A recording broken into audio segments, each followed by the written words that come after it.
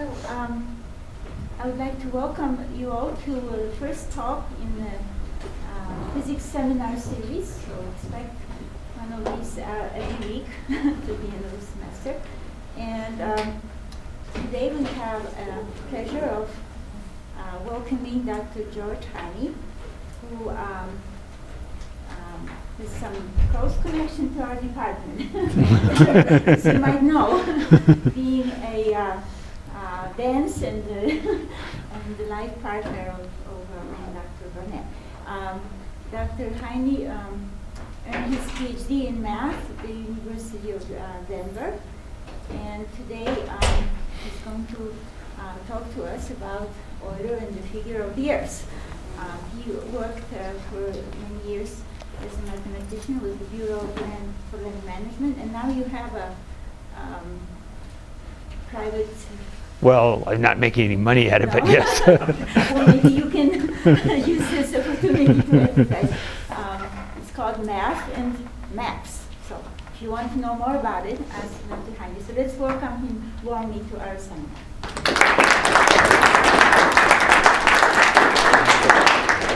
Well, thanks. Can you hear me okay? I mean, I've got a mic here, but I've told it doesn't actually communicate with the room, so. Okay? Okay, so we're going to talk, that's my title slide. We're going to talk about this guy, Leonhard Euler, and what he had to do with the figure of the Earth.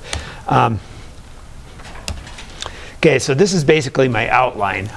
There's lots and lots of people connected with this story. But the two big names that I want to spend the most time are Isaac Newton and then Leonhard Euler. So let's go back to ancient Greece real briefly. Aristotle wrote a book called De Coelo on the heavens. A lot of his work seemed to be copied or borrowed from Anaxagoras. I'm not sure about the story on that, but he believed that the Earth was spherical or round in shape. And there were three basic arguments he gave for that. One of them was that, the sphere is the most perfect of all bodies, so of course the Earth is spherical.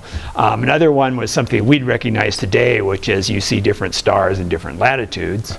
And then the third one, which I thought was the most interesting, is that if you look at an eclipse of the moon and you look at the shadow on the body of the moon, you see that shadow actually has a curved shape to it. So I thought that was kind of interesting. I'm not sure whether it was a common belief among all Greeks to believe that the Earth was spherical, but certainly, Aristotle writing it showed that there was some segment that did believe that. I have heard, and I read it someplace in the last few months, that this idea never occurred to the Chinese until the coming of Marco Polo in the late Middle Ages. The Chinese always just assumed the Earth was flat. And I don't know any more about that. If you had any more details on that, please come and talk to me afterwards. Anyway, let's go back now. Let's go forward to 1650, or the middle of the 17th century. Pretty much everybody by then believed that the Earth was in fact round. There had been several voyages that had circumnavigated the Earth, and it was hard to dispute this anymore. But beginning in the late 1600s, there started to be some doubt. Up until 1650, certainly everybody believed the Earth was a sphere, as Aristotle did. Then there started to be some funny things, some funny pieces of evidence started to creep in. This first guy is named Giovanni Cassini. You might recognize his name. NASA names a lot of spacecraft after him now. He was probably the leading astronomer of his day. He started out in Italy and then later became director of the Paris Observatory. One of the things he did a lot of studies of Jupiter, and one of the things he did was have one of his telescopes fitted with a set of fine hairs so that he could very exactly measure the degrees of things, and discovered, much to his and everybody else's surprise, that Jupiter was not a perfectly round shape. It was flattened at the poles. In fact, flattened quite a bit, much more than the Earth. It's about ratio 1/15. The polar axis is about 1/15 shorter than the equatorial axis, something like that. The next piece of evidence does not come from this guy, does not come from Jean-Luc Picard, but it comes from his remote ancestor, who was named Jean-Félix Picard, who he was an abbot but he also was one of the first people to do something like what modern surveyors do when they measure lengths of distance on the land. He, in fact, one of his projects was to measure the length of degrees of latitude, and the route that he chose was from someplace a little bit east of Paris up north to Amiens. It's a distance of just under 2 degrees latitude, I believe. You can see on this picture here that these kind of get an idea of the kind of instruments they're using. This picture appears to be taken at night, and it looks to me like what they're doing is sighting the angle between this distant place and this distant place. Here's another picture which is even cruder, but the important thing is that if you're measuring latitudes, you not only have to measure distances on the ground, but you also have to know what latitude you're at. And in order to do that, you have to look at the stars. What you do is you pick a certain fixed star whose motions are known, and you wait until it's culminated, until it's on the north-south meridian, and then you measure its altitude. And these measurements have to be fairly precise in order to do you any good. They have to be, well, certainly way less than a degree, and I believe actually probably less than a minute of a degree. And you can see that these guys are laying on the ground with a 10-foot wooden device and sighting through it, and you can see how a bunch of errors could creep in. And this, in fact, was a big source of controversy in the early 18th century, like how exactly precise were the measurements that people were taking. And we'll get to that later in the story, too. Okay, the next little funny piece of evidence came from this newfangled invention called the pendulum clock. This is, again, Jean-Félix Picard. This is kind of a side comment from his paper, but he was talking about, let's see if we can find a universal standard of length, because right now people in England use one thing, people in Germany use something else, people in France use something else. Maybe we could use the length of a pendulum cord that makes it tick exactly once per second. Maybe that would be a good universal standard of length. But then he mentions, well, there's starting to be some evidence coming in. I don't know how many of you can actually read the French, but what he's saying here is that there's some evidence that it's different, that you have to use a different length of pendulum in London and in Italy. And in fact, there was recently a paper presented to the National Assembly showing that, or speculating that as you go towards the equator, you need to shorten your pendulum in order for it, because the force of gravity is less down at the equator. Okay. Let's go back here. I thought I had a picture of Huygens in here. Well, okay. What happened was a few years later, there was an astronomical expedition that was sent to the island of Cayenne, which is still a French possession. It's down here, very close to the equator. You might also know it as the kind of the center which supplied the infamous prison colony known as Devil's Island. But the purpose of our story, it's like within 5 degrees of the equator. And there was an astronomical expedition that was sent there. And most of their observations had to do with the stars. But one of the things they kind of included as a footnote is, can you make some measurements about the length of a pendulum while you're down there? And it turned out that yes, there is a difference, that a pendulum that's precisely calibrated in the latitude of Paris is going to lose, I believe, 2 minutes and 50 seconds every 24 hours if you set it loose at the equator. Okay, Christian Huygens, the inventor of the pendulum clock, speculated that, certainly things have a little bit less weight at the equator. Why is that? And Christian Huygens says, well, the Earth is rotating. Maybe the centrifugal force would account for it. Okay, this brings us to Isaac Newton. And before we talk in a little more detail about Newton's work, I want to review with you some of the language having to do with ellipses and ellipsoids. Well, first of all, we're going to be dealing with a spheroid here.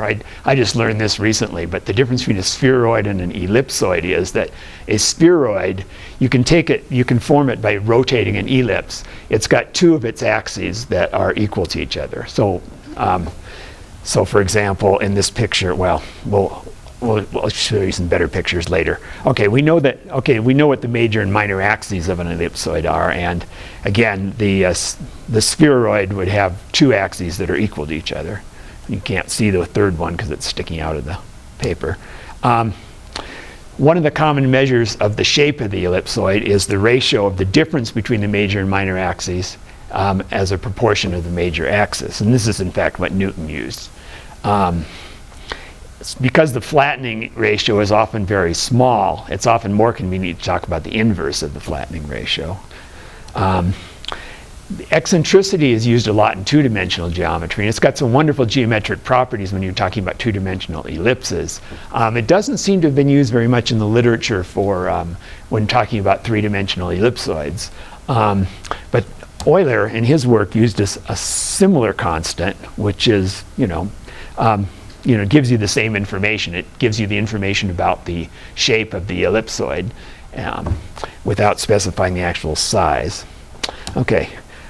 Two words that we need to know have to do with the shape of the Earth. One is oblate, which means it's flattened at the poles, and the other is prolate, which means it's lengthened at the poles. Tried to figure out the origins of these words are a little obscure. I believe that the prolate was the original word because I don't know if any of you actually have studied Latin, but the latus is the past. If you know the word to carry or to bring, ferro ferre tule latus. It's the past participle of that word. And proferre is actually a verb in Latin. It means to lengthen. And so people would talk about the prolate Earth being lengthened at the poles. And oblate, well, the prefix ob means a lot of things, but it can mean as an object or obfuscate. It could mean being contrary. And so, the people that said it's not prolate would say it was oblate. Okay. So anyway, oblate is flattened at the poles. Prolate's kind of egg-shaped. Okay. So let's go to Newton now. This is in book 3 of the Principia. This is proposition 18, which basically says that if the Earth was covered, if the Earth was not an oblate spheroid, Newton came out in favor of an oblate spheroid. He said if that were not the case, then all the waters of the Earth would coalesce at the equator and lay everything there underwater. Now, it's not obvious from this argument here, but there's a theological element here too, because a lot of Newton's earlier correspondence had to do with what happened to all those waters after the flood of Noah.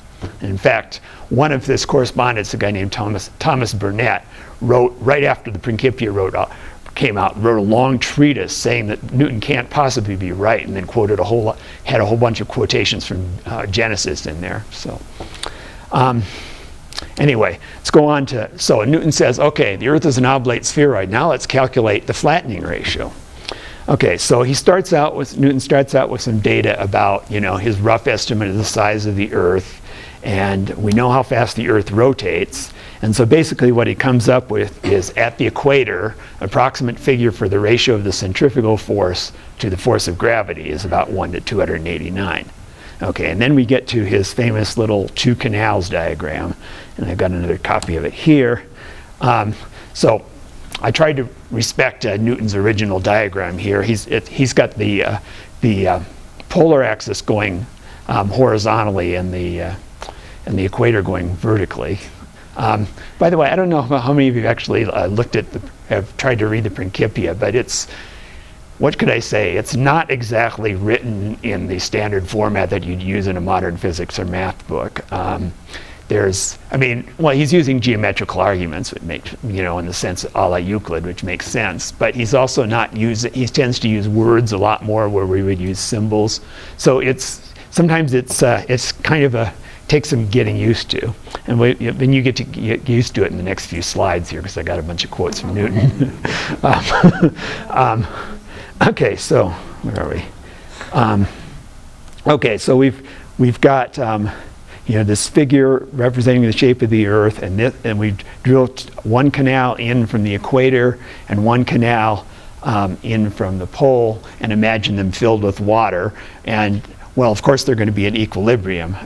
This is. There's a little bit of haziness in this argument, and some of the things in it were not actually cleared up until the 1740s. But let's assume that Euler's on the right track here. Newton. Okay, so we've already established that the ratio of centrifugal force at the equator to the force of gravity for a point at the equator is 1 to 289. Okay, now we're going to assume that the ratio of the two canals, the length is 101 on the equator to 100 on the pole. Okay, this is something else that you have to get used to in Newton. He's actually, it looks like he's assuming the conclusion he's trying to prove, but this is not really the case. What he's going to do is take this assumption about the ratio being 100 to 101 and show and derive from this, you know, what the constant of something related to the constant of centrifugal force, and you know, and it'll fall out of the equations later. Okay, so we've got that.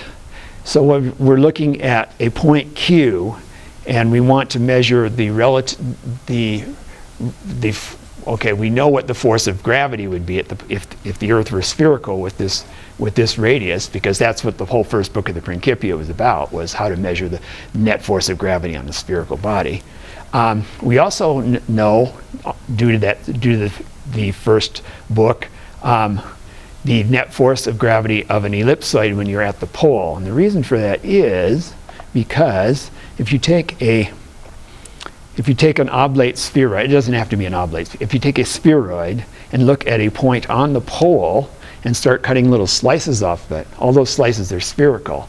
And one of the lemmas that Newton proved in the Principia Book 1 that leads up to his conclusion about spherical bodies is that if you have a thin little circular slice of matter and you're looking straight at it, looking straight at its center, then the net force of gravity from that thin little circular slice is the same as if all the force of that circular slice were concentrated at the center. And since we're working with spherical slices here, I mean circular slices here, we can certainly do that. Get back here. Okay, so I have not actually done the computation, but what he's doing then is taking all those little spherical slices and what happened to my pointer? There it is. And just essentially integrating over the body of the spheroid. And what he comes up with is an approximate ratio of 126 to 125. That's the ratio of the actual force of gravity at Q to the ratio to the gravity it would be if there were a sphere with radius CQ. Okay. You can't really do the same thing when we're at the pole, because if you take a point on the equator, if you can't do the same thing at the equator, because if you take a point at the equator of the sphere and start cutting up little slices, you get little ellipses. And there's no convenient little theorem that can tell us, you know, what the net force of gravity from a little elliptical slice is. So what he does is fudges things a bit. He says, well, you know, if we assume that A was actually on the equator of this bigger sphere, then we could compute that ratio. But since we're actually not talking about a spheroid whose pole is at A, it's going to kind of be halfway in between. And let's see, yeah. So he gets that the ratio of the force of gravity that would be exerted by a sphere with radius AC is to the actual force of gravity at point A as about 126 to 125.5. Okay.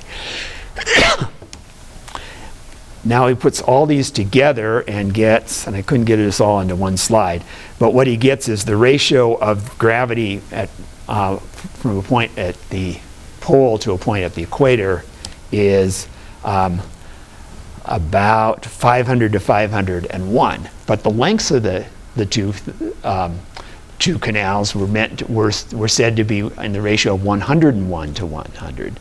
Okay, so there's 4 parts of that length that are taken off by centrifugal force. What he's really getting at here is that let's see. Okay, so what he's really getting at here is that if you assume that the flattening ratio is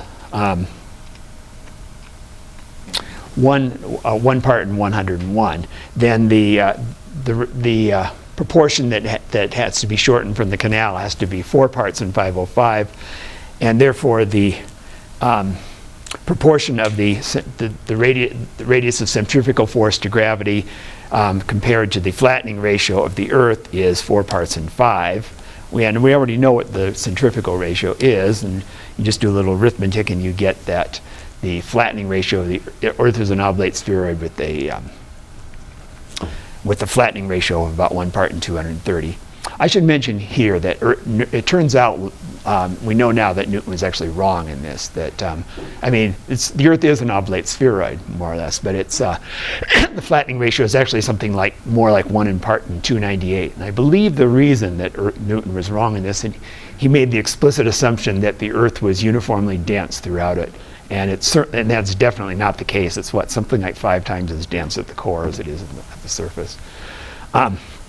Anyway. Newton did come out in favor of an oblate spheroid. When the Principia first came out, it received, I guess I would call it a mixed reception. English critics were very kind to it, but folks, especially on the continent, were a little bit skeptical. Newton did a great job of if you assume that the force of gravity acts according to an inverse square law, then this does a great job of explaining, not a perfect job, but it does a great job of explaining the known motions of the planet as were recorded in the late 17th century.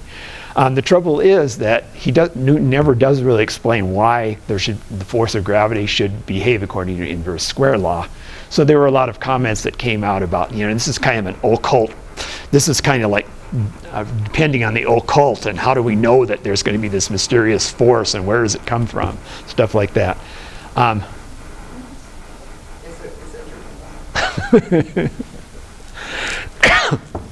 don't know. I don't know what that message said, but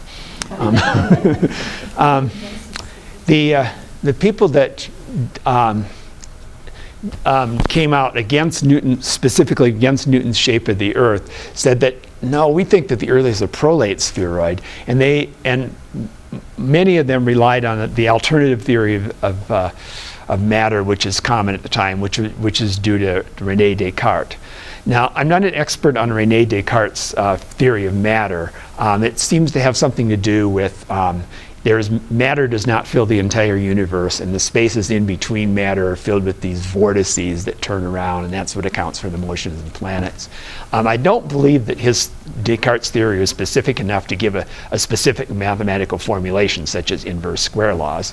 And in fact, there were a lot of ardent Cartesians, Christian Huygens was one, who, even though they believed Descartes' philosophy, nevertheless agreed with Newton that the Earth was in fact flattened at the poles. There were some interesting papers that came out, though, especially in the French Academy in the early 18th century, that said, like, if you assume something other than an inverse square law, there were some weird ones like that. Your attraction would be constant throughout the shape of the Earth, and it would be the direction would be towards the polar axis. Weird things like this. But if you have a sufficiently weird law of attraction, you can actually prove that the Earth is a prolate spheroid. A lot of the early papers had to do with going out and getting some evidence. There were a lot of people that started collecting measurements of pendulums, and there were people that It's arthritis. This is an old building. Let's see, there were people that would collect pendulum, there were people that measured tides, there were lots of people that went out and tried to measure the length of a degree of latitude on the ground. And in fact, I've got a little movie here. Let's see if I can find that. Show you something about the...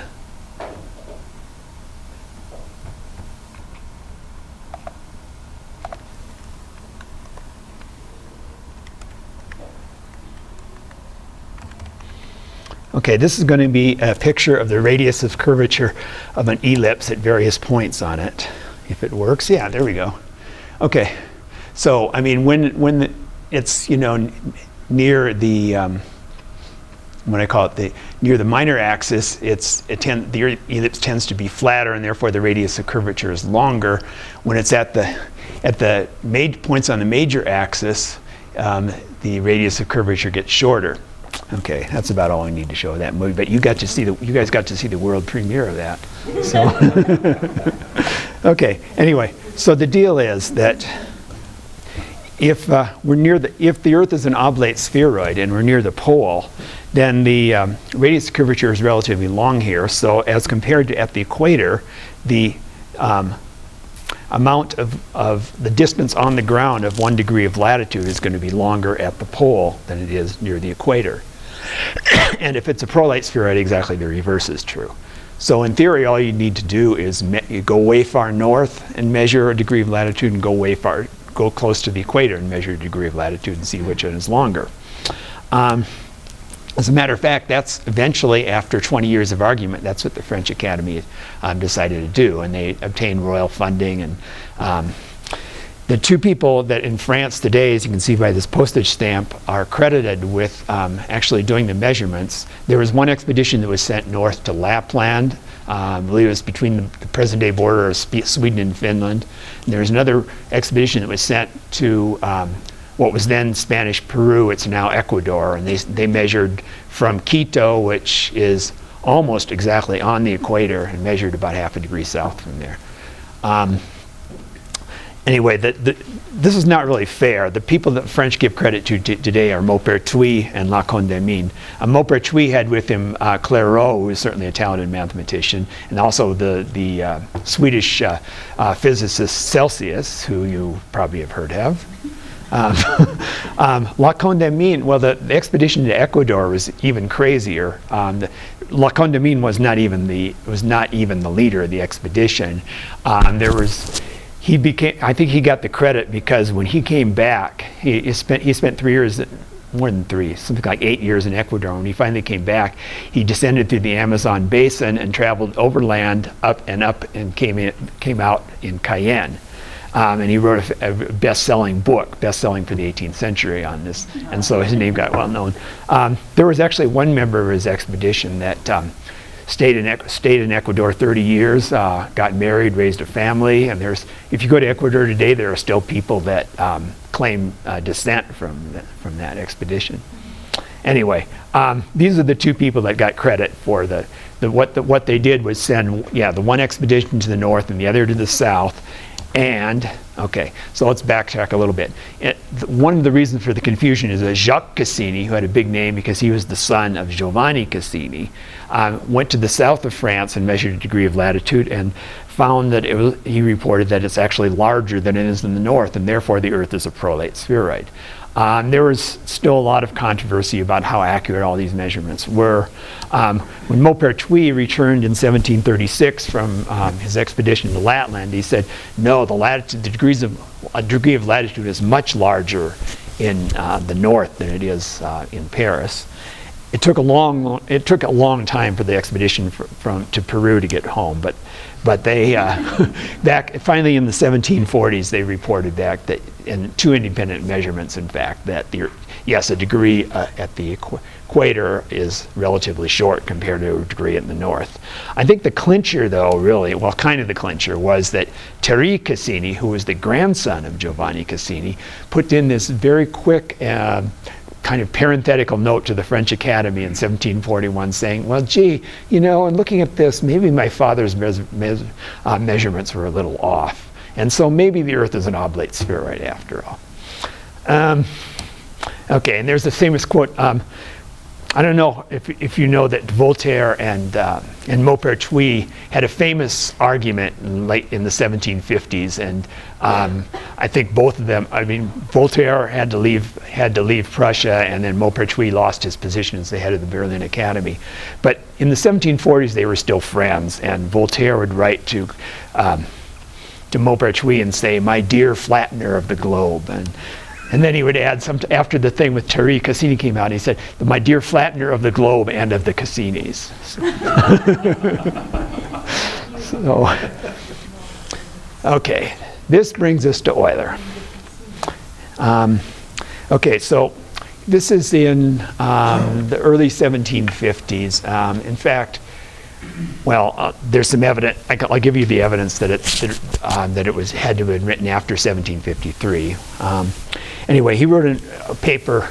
Okay, what the paper was really about was like spherical trigonometry was a big part of mathematics at this time because this is what navigators used so they didn't get lost in the ocean, and it's also what astronomers had used for centuries. we don't teach it in our curriculum anymore, but it is kind of cool stuff. I mean, Janet and I actually went to a short course at the math meetings in San Diego, where this guy is trying to revive the study of spherical astronomy or spherical trigonometry. What Euler did in this paper was he said, well, we've got all these great formulas that we get on the surface of a sphere. Can we extend them to the surface of a spheroid? And so that's really what his paper is about. The answer is kinda, but the formulas get real grungy when you kind of move into the surface of a spheroid. But anyway, that's the main part of the paper. We're just going to talk about the first 5 or 6 pages of his paper.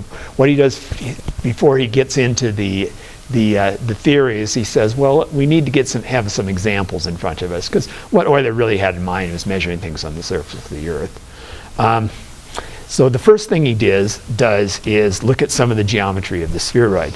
And he's going to give a formula for the radius of curvature at a point on the spheroid.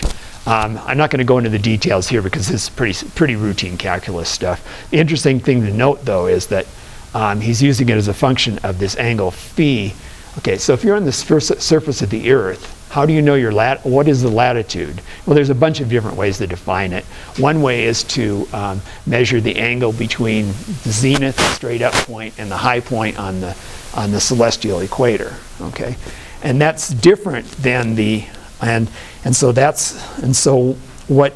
that's exactly what we have here. We have the zenith line and we have the equator. And you note that in general this is different than the line that connects the point on the surface with the center of the ellipsoid.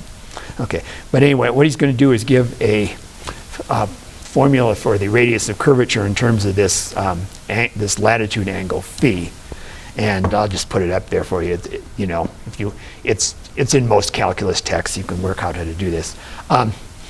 If you have a small increment to the angle phi, or a small change in either direction, and you measure that distance in radian, if you measure that angular distance in radians, then the distance on the ground is just the length of the radius times that small increment in or a small change in latitude angle.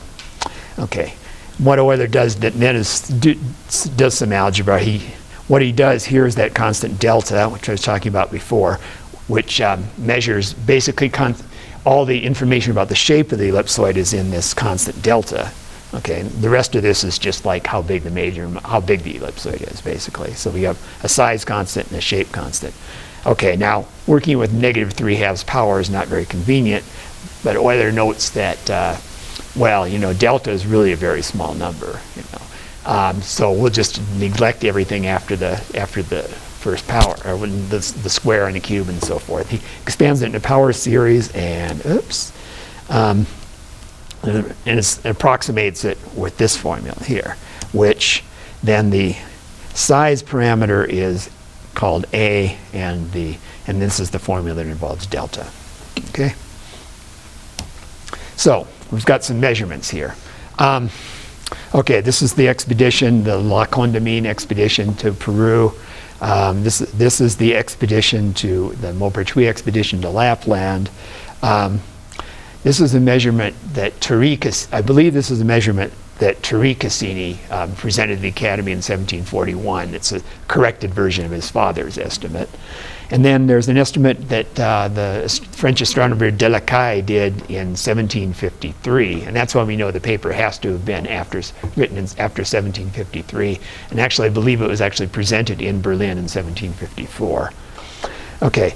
By the way, we've got this funny little word here, a toise, which was a standard of length at the time. And I know you guys are really curious to know exactly how big a toise is. And you're in luck, because we know exactly how big a toise is. Let's go forward to 1795, year 3 of the French Republic. Very famous law that establishes a new set of weights and measures for France. Defines the meter to be 1/10 millionth the distance between the equator and the North Pole and the longitude of Paris. Okay, well, that's great, but how big is that distance? They sent a team of astronomers out to figure that distance out, and these astronomers reported back several years later. Guess what units they used to report their results? there you go. So we know that a toit is a little bit less than 2 meters, kind of by legislative fiat. Okay. Anyway, I thought that was a cute little side note. Okay, so we have these data. We know the latitudes, and we have the measured length of 1 degree in latitude in these various places. What are we going to do with this? Well, this is kind of the way that Euler set things up. Okay, we'll put in our little formula that we just calculated using the size parameter and the shape parameter, and then we can solve for the cosines. We get a set of 4 equations like this. We got 4 equations now and 6 unknowns. Okay, so then Euler does a little bit of algebra. You know, he does some subtracting and dividing, and comes up with the relationship between a linear relationship between 3 of the unknowns. Okay, so far so good. I mean, you know, this is before modern statistical theory. You know, we would have other ways of approaching this data now. But then, okay, so the funny thing is, though, now he says, well, you know, we could assume all these errors are equal and just proceed like that, but it can't be doubted that considerable errors have slipped into the measurements of the degree of latitude in France. Apparently it's true that besides the 2 I've mentioned, there were lots and lots of people going out and measuring in latitudes in France because it was easy to get to, right? So it seems to have gotten a bad reputation by this point. And he basically juggles a few figures around and says, well, we think that, let's see, the ones at the, well, I've got it right here. Okay, he says that, you know, the French errors are very large, and and look to me like the errors at the Cape and the errors in Lapland are more or less the same. And then South American error is whatever's left over, because we have, you know, once we know 3 of the errors, we can use algebra to find the 4th one. Okay, 2 questions occurred to me at this point. One is, how do Euler's figures correspond with our modern knowledge about the shape of the Earth? Let's look at that first. Oh, by the way, Euler then goes on to calculate the major and minor axes of the spheroid and finds that it's almost exactly the figure that Newton came up with. You almost get the impression, gee, did he juggle his figures in just the right way to do this? Anyway, modern theory, okay, so actually we've got like millions of satellite observations now, so we have a pretty exact idea of the shape of the Earth. What geodesists use is something called the geoid, which is you take the average sea level at every place on the Earth, and that's the shape that we're going to look at. Okay, and this is, and actually a spheroid, and geodesists call it an ellipsoid, even though really it is a spheroid. Well, I mean, a spheroid is an ellipsoid, but it's actually a very close approximation of the shape of the Earth. The biggest errors on this chart are about 100 meters. There's a big flat spot off the surface of off the coast of India, and there's some high points around New Guinea and also in the North Atlantic. There's also, it looks like the flattening is a little bit bigger at the South Pole than at the North Pole. And this is actually something that Euler speculated on. Well, how do we know that the flattening is the same at both poles? Okay, but really, I mean, the scale here, I don't know if you can read the scale here, but yeah, we're talking about a very small amount compared to the actual size of the Earth. Anyway, the currently accepted international standard for the spheroid is called WGS 84. There's some politics involved because different countries have to coordinate their national maps and stuff like that, and so that's why we still have an 84 standard. I hear that by 2021 we'll have a new one.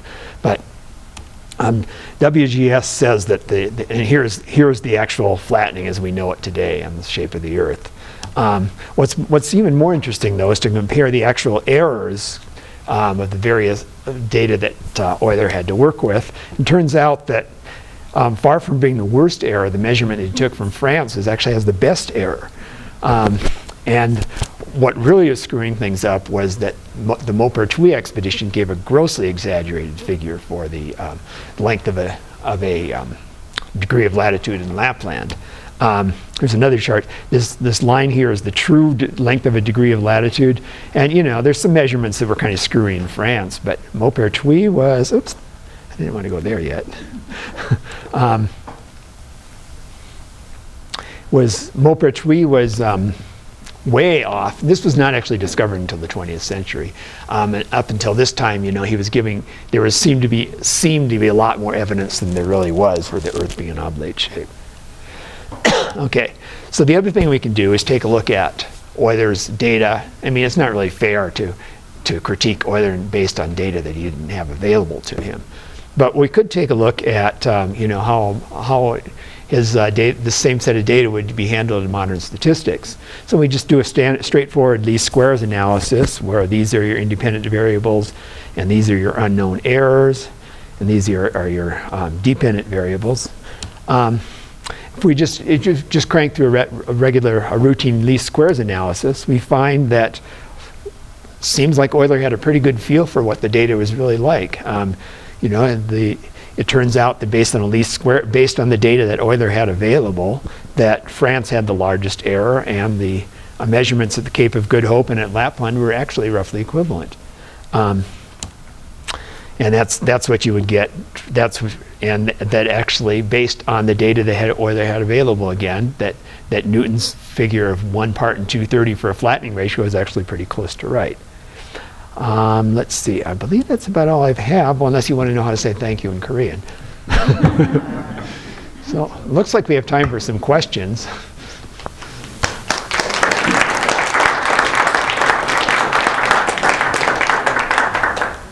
Just an interesting comment back in your first figure where you showed the shadow of the Earth on the moon. Right. Some early people looked at that in real time and said, you know something? The diameter of the Earth is 4 times the diameter of the moon. They did that. Interesting. And wow. if you bring up that picture again, you can say, well, it looks about right. Yeah. That's pretty good. And so they actually, from that, I assume they could actually tell how far the Earth, and they didn't know this actual. Yeah, because then they could measure the opening angle and right. determine the distance to the moon. And then they used that distance to measure the distance to the sun by looking at the moon when it was exactly a half moon. Right. Say, okay, so that one has to be a 90-degree angle. Right, right. We know this distance, and therefore the distance to the sun is such and such. And they were off in that measurement by a factor of 3 or 4 or something like that. But by golly, I mean, considering the instruments they had, it was terrific. That's impressive, yeah, I know a lot of the early papers that talk about the degree of latitude are actually quoting Eratosthenes, the guy that measured a well in Egypt and compared it to the distance to Alexandria. I mean, there were a lot of problems with Eratosthenes' measurement, but when you compare it to what was available in the 18th century, it wasn't that bad either. Yeah. So. Another interesting comment, and this is for people who have calculators, which probably includes about everybody in the classroom. If you look at your options for your calculations, you've got degrees, you've got radians, and you have grads. Why grads? There are 100 grads in a right angle. There are 10 million meters between the North Pole and the South Pole. Okay. I mean, between the North Pole and the equator. It's metric. So it's a direct translation from angle into distance. And that's really nice. Interesting. Yeah. I once had an instrument that my predecessor at UConn had gotten a hold of. And it was a nice angle measuring device. I figured out it's based on 100 grads per right angle. And I got in a friend, Timoshenko, asked me, what's this thing? It says, not sell. It means to the target. So that's grads even on the battlefield. Interesting. There you go. Yeah, Frank. Can you say anything about how they measured those distances? Yeah, let's see. They used something that was kind of like a triangulated measure. Well, I mean, it was a triangulated measurement. What you do is you'd you'd find a high point over here, like a church spire or something, on the top of a hill over here, and you'd okay, well, the first thing you had to do is lay out a baseline, and they did all kinds of crazy stuff to do that. They would take a stick that was 5 toises long and lay it end to end until they got, something like a distance of, a kilometer or something like that. There's obviously some error problems there. But then what they would do is from that, they would take sightings along the end of the two stations that they'd measured and do a very precise calculation of the angle, and then you can use law of sines to calculate what that, the angle, you can use law of sines to figure out what the actual distance is. And then, so you'd have a whole network of these because, if you're going, 100 kilometers, you're not going to be able to see from one end to the other of your route. So they would have a bunch of way stations, and so they do this. I wish I had a picture of this from his original book. I should have brought that along. But yeah, you get this whole network of triangles, and then he would do some duplicate triangles to make sure that he wasn't too far off in his calculations. And then there was a whole problem about measuring latitude too. So,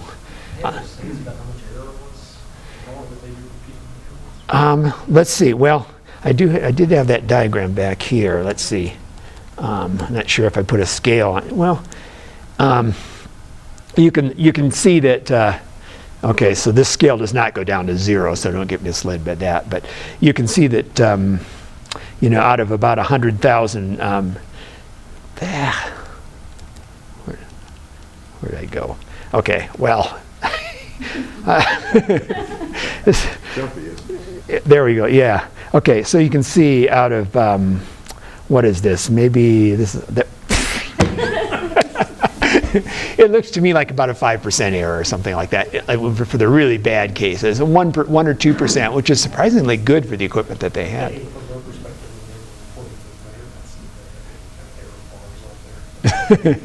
Well, yeah, and that's I don't think that they did at this point. I mean, a degree, 1 minute of a degree is a very small angle. I mean, how and back with heavy wooden instruments that you had to carry around and set up for you and make sure you're looking at it exactly right. How were they able to get? I'm impressed that they were able to get as good as they were with those things.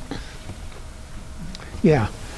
Could you remind us, didn't catch it in your numbers, but what is the accepted difference between the polar and the equatorial radius? It's about 1 part in 298. Let's see. I think I actually had that written down here. Yeah. Well, unfortunately, these are in toises, but.